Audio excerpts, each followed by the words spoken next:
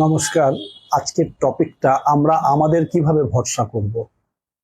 এই কোশ্চেনটার উত্তর খুব সহজ। যখন আমরা নিজেদের ভেতরে পৌঁছাতে পারবো, নিজেরা অন্যের ভেতরে কি খুঁজতে চাই সেটা যদি নিজের মধ্যে থাকে, তখনই নিজেকে ভরসা করতে পারবো। সবার প্রথম আমরা অন্যের ভেতরে কি খুঁজি তাকেই ভালো বলি, যার ভেতরে একটা নিষ্পাপ মন আছে। আপনার মনটা কি নিজের নিষ্পাপ? আপনি কি যে কোনো জিনিসকে খুব সরল সহজভাবে ধরতে পারেন বা নিতে পারেন? তা তো পারি না। তাহলে অন্যের ভেতরে যেটা খুঁজছেন সেটা আপনার ভেতরে নেই। আপনি যদি সেটাকে তৈরি করতে পারেন তবেই অন্যের ভেতরে সেটাকে খুঁজে পেয়ে যাবেন। দ্বিতীয় হচ্ছে সম্পর্কের মধ্যে বিশ্বাস। আপনি সারাদিনে যতগুলো কথা বলেন, যা কিছু কাজ করেন, তার মধ্যে দেখবেন 80% বিচার করছেন, 20% বিশ্বাস করছেন। এই যে 80% বিচার করার পর 20% বিশ্বাস করছেন, এই 20% বিশ্বাসই আপনার জীবনে আনন্দ এনে দেয়। এই 20% বিশ্বাস আবার আপনার জীবনে অনেক দুঃখও আনে। যেখানে দুঃখ আনছে তখনই আপনি বিশ্বাসকে ছোট করে দিচ্ছেন, যে না, আমার বিশ্বাস করাটাই ভুল হয়েছে, বিচার করে নেওয়া হতো। কিন্তু একটা ছোট শিশুকে দেখুন, ওর জীবনে কোনো বিচার নেই, শুধু বিশ্বাসের শক্তিতেই কত আনন্দে, কত পরিপূর্ণতায় ও জীবনযাপন করছে। তাই নিজেকে যদি ভরসা করতে হয়, আমি অন্যের মধ্যে যেটাকে খুঁজছি সেটা কি আমার মধ্যে আছে কিনা দেখে নেওয়ার চেষ্টা করলেই আমি বুঝতে পারবো যে আমি অন্যের কাছে ভরসার যোগ্য কিনা, আমি আমার কাছে ভরসার যোগ্য কিনা। 3 নম্বর পয়েন্টটা কি, কথার মধ্যে যাতে স্বচ্ছতা থাকে। কথা তো দুটো ভাব, একটা হচ্ছে মুখ থেকে একটা কথা বেরোচ্ছে, উদ্দেশ্য আরেকটা আছে। এইরকম কথা যখনই আমরা কন্টিনিউ বলতে থাকি, তখন কথার মাঝখানে মাথা ঢুকে থাকে, হৃদয়ে ঢোকে না, ফলে শূন্যতায় ভুগি। দেখবেন অনেকেই যখন রাস্তা দিয়ে আপনি যাচ্ছেন, তখন অনেকেই আপনাকে হয়তো জিজ্ঞেস করলে, কিরে কেমন আছিস। আপনি কেমন আছেন সেটা না জানার থেকে সে কিভাবে জীবনযাপন করছে সেটা বলার জন্য ব্যস্ত হয়ে যায়।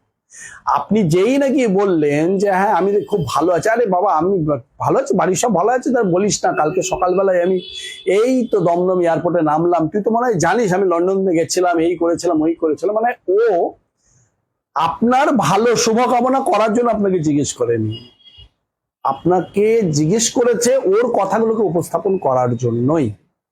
এই যে কথার অর্থ আর কথার উদ্দেশ্য দুটো যখন আলাদা হয়ে যাবে, তখন কিন্তু আমাদের ভিতরে শূন্যতা বাড়তে থাকে।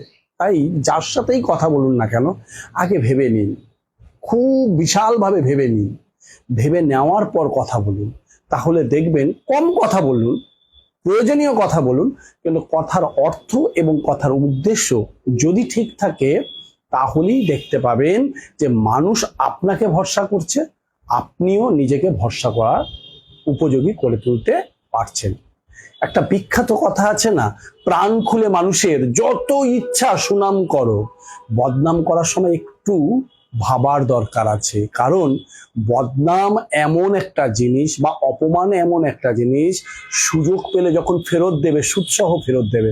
তাই অন্যের নামে যখন অপপ্রচার বা তাকে অপমান করা হচ্ছে, তখন মনে রাখবেন একদিন সুযোগ যদি তার কোনো কারণে চলে আসে, তখন এই যতটুকু আপনি না ওকে ছোট করে কথা বলেছেন বা অপমান করেছেন, সেই অপমানের কয়েক গুণ বেশি আপনাকে ফেরত দেবে। কিন্তু তাকে যদি আনলিমিটেড সুনাম করেন, তাহলে কিন্তু তার থেকে বেশি আপনাকে সুনাম নাও করতে পারে।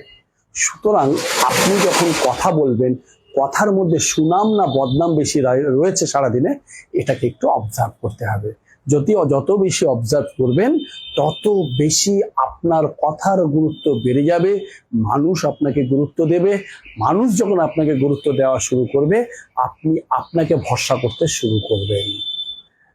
লাস্ট প্রয়োজনীয়টা হচ্ছে, যেটা সবার আগে গুরুত্বপূর্ণ, যে আমরা মনে করি যে সব মানুষ আমায় ব্যথা দিচ্ছে। তার জন্য একটা গান আছে বিখ্যাত, মনে করে দেখুন, বাউল গান আছে, এমন কোনো মানুষ খুঁজে পেলাম না যে আমায় ব্যথা দিল না। অ্যাকচুয়ালি এটা যদি প্রকৃত অর্থ হয়, এমন কোনো মানুষ পাইনি যাকে আমি ব্যথা দিলাম না, এরকম হলে মনে হয় হতো। আমরা যখনই যার সাথেই সম্পর্ক করি না কেন, সেই সম্পর্কটার মধ্যে আমরা প্রয়োজন খুঁজে নিই। রবীন্দ্রনাথের একটা বিখ্যাত কথা আছে না, যে প্রয়োজনই প্রিয়জন।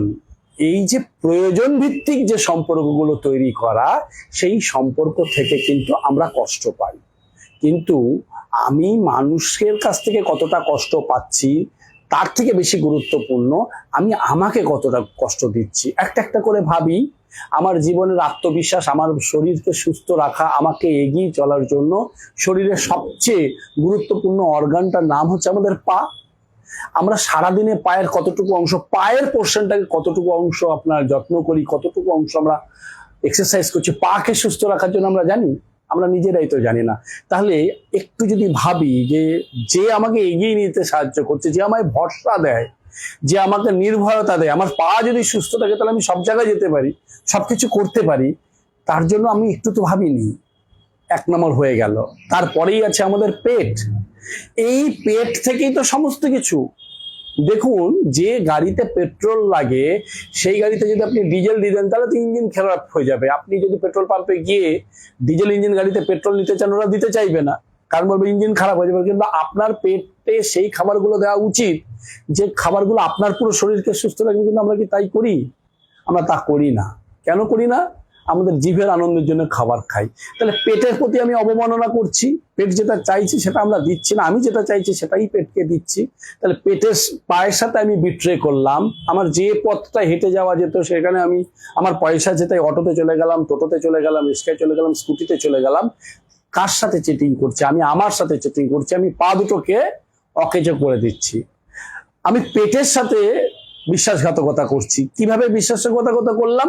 পেট সেই খাবারগুলোই চাই যেটা তার শরীরের পক্ষে সুস্থ, শরীরকে শান্ত করবে, শরীরকে শক্তিশালী করবে, শরীরের মধ্যে স্পিড আনবে, কিন্তু সেটা আমরা দিই না।